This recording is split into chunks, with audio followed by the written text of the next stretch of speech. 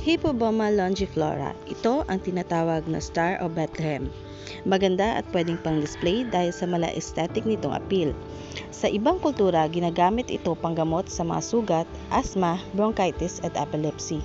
Ayon naman sa pagsusuri, ang halaman na ito ay maaaring nagtataglay ng antioxidant, antibacterial at antifungal properties.